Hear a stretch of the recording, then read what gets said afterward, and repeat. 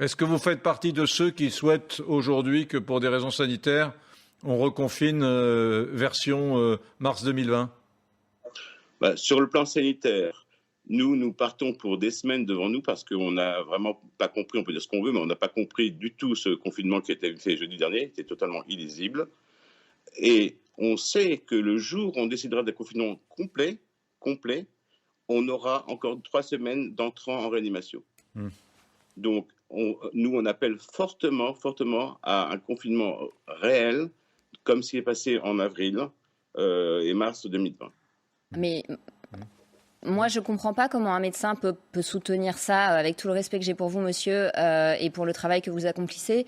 Comment, éthiquement, vous pouvez, en 2021, au bout d'un an, penser que enfermer de force des gens qui ne sont pas malades n'a pas un rapport bénéfice-risque absolument tragique. Ce que vous devez demander et ce pourquoi vous devez combattre, parce que vous êtes des héros maltraités depuis 30 ans à l'hôpital, j'en ai été témoin, c'est qu'on change la structure de l'hôpital, qu'il y ait moins d'administratifs, que les soignants ne soient pas en burn-out, qu'ils ne soient pas payés au lance-pierre et que les patients puissent être accompagnés de façon correcte. C'est pas qu'on enferme des gens bien portants, enfin c'est pas un remède. Vous avez prêté serment pour d'abord ne pas nuire. On ne peut pas argumenter pour un confinement, surtout que si c'était vraiment efficace, on n'en serait pas au 3e.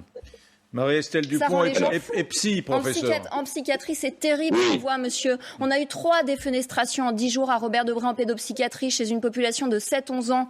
À 7-11 ans, on ne se suicide pas, monsieur. On joue au Pokémon.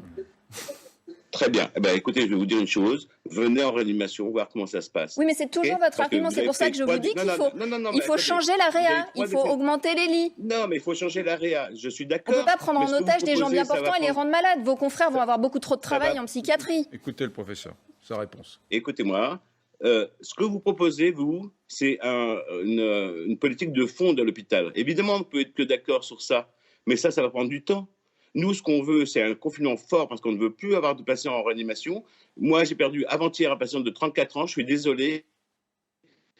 Mais vous pouvez dire que psychiatrique, c'est difficile, sur le plan psychologique, c'est difficile. Mais quand on perd des patients à 34 ans, on se pose des questions. Donc, ce qu'il faut pour nous, c'est un confinement fort avec la vaccination qui monte. Et là, on pourra venir à bout.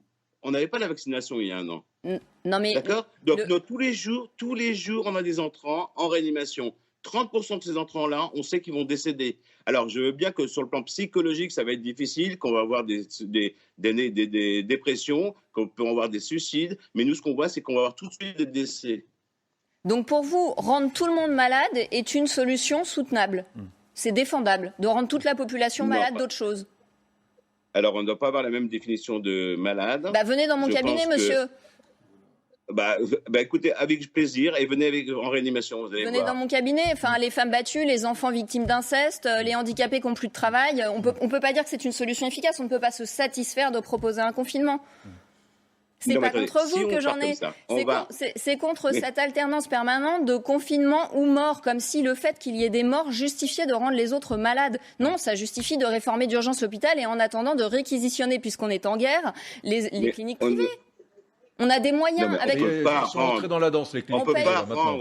On paye tellement d'impôts, on ne peut pas empêcher les jeunes de vivre, dire aux étudiants restez enfermés, n'allez plus à l'école avec les impôts qu'on paye. Il y a de l'argent pour réformer l'hôpital. C'est-à-dire qu'il y a eu des occasions ratées.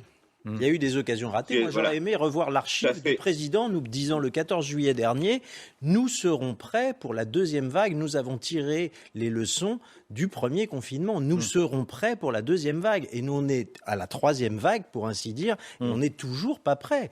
C'est ça la réalité.